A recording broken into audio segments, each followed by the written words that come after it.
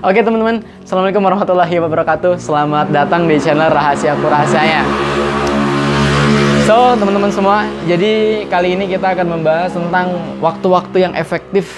Itu waktu-waktu di mana sih ketika kita berdoa. Nah, ternyata menurut riset dan pengalaman saya pribadi, ada waktu-waktu tertentu yang dapat mengabulkan doa-doa kita itu secara efektivitas. Waktu efektif untuk berdoa ya. Untuk berdoa. Oke. Yang pertama, waktu yang efektif itu ketika alam bawah sadar kita itu terbuka, ketika critical factor di otak kita itu terbuka, yaitu ketika bangun tidur, 40 menit sesudah bangun tidur itu adalah waktu efektif di mana kita bisa berdoa untuk memanifestasikan dengan cepat keinginan kita. Itu waktu bangun tidur.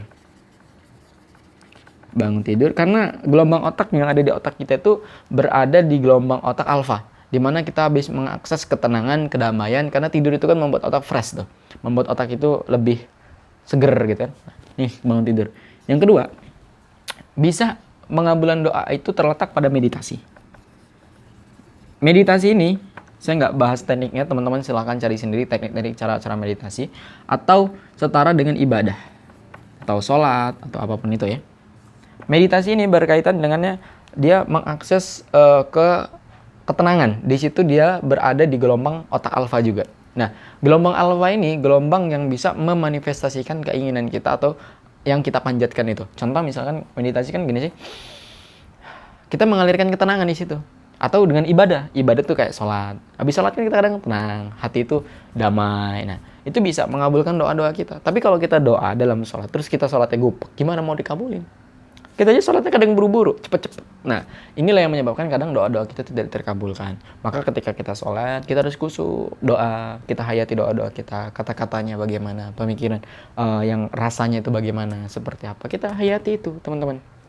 Nah, ini bisa meditasi atau ibadah. Yang kedua adalah bisa dengan wudu atau ketika mandi.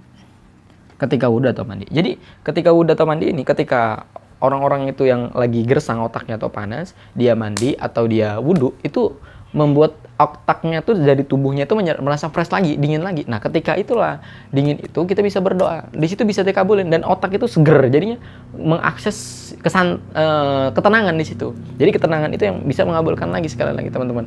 Nah, di situ mandi atau wudhu itu bisa mengabulkan cepat doa-doa kita. Yang keempat, itu bisa terletak pada lagi santai. Wis, lagi santai nih. Nah, lagi santai ini teman-teman bisa juga ini dapat mengabulkan doa-doa kita. Santai di mana? Contoh kalau kita tuh orang Indonesia biasanya lagi dengerin musik, terus lagi ngopi, terus lagi ngapain lagi ya?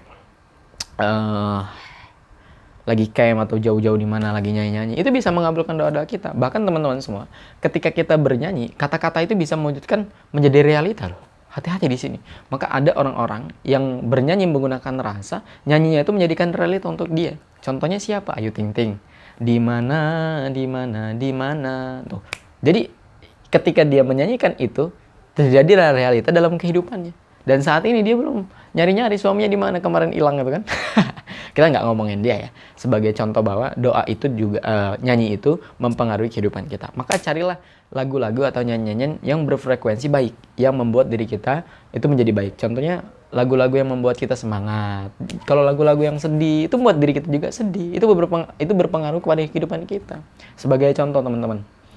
Bayangin teman-teman kayak gini, tangannya kayak gini. Bayangin di sini ada jeruk nipis yang gede.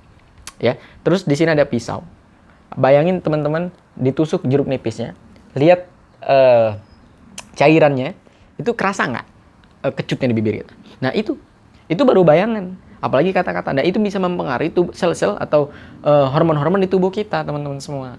Maka cari lagu-lagu yang baik, lagu-lagu yang memotivasi, lagu-lagu yang video-video yang memotivasi juga, lagu-lagu yang bisa membuat kita ini bangkit nih gitu, membuat kita semangat nih, buat kita maju nih gitu teman-teman.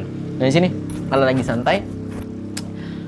Yang kelima, ada nggak yang kelima ya? Yang kelima yaitu waktu ketika mau tidur.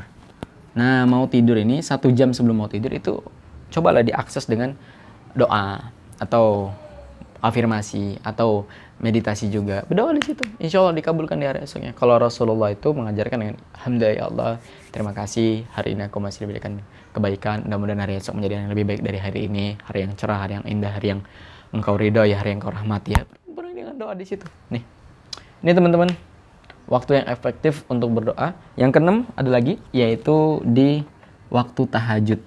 Tahajud atau waktu di sepertiga malam atau jam 1 sampai jam 5 lah ya. Taruh. Ini adalah waktu ketenangan, waktu sunyi. Nah, ketenangan itu dapat mengabulkan doa-doa kita. Maka kata Allah, "Walaili fatahajjad bihi." Dan salatlah malamlah kamu pada malam hari. Salat malamlah kamu pada malam hari. Yaitu salat tahajud. Nah, salat tahajud itu bisa mengabulkan doa kita. Ya, maka ketika kita salat tahajud, wa qala rabbukum ud'uni astajib lakum. Aku akan kabulkan, kata Allah. Aku akan kabulkan apa yang kamu minta tadi. Ketika apa? Ketika di sepertiga malam tadi. Allah turun bersama kita di situ. Nah, teman-teman semua, jadi tahajud ini bisa mengabulkan doa kita. Ini keenam ya. Yang ketujuh, ketika ngelilir ya. Ngelilir itu kayak kita tidur terus bangun, mau tidur lagi. Nah, itu powerful juga. Ngelilir. Ngelilir itu ketika lagi tidur kok tiba-tiba bangun. Nah, itu waktu yang bagus untuk berdoa. Itu waktu yang bagus untuk berdoa.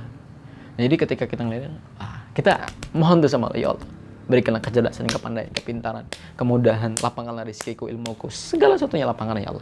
Nah, di situ bisa dikabulkan, bisa mengabulkan doa-doa kita itu.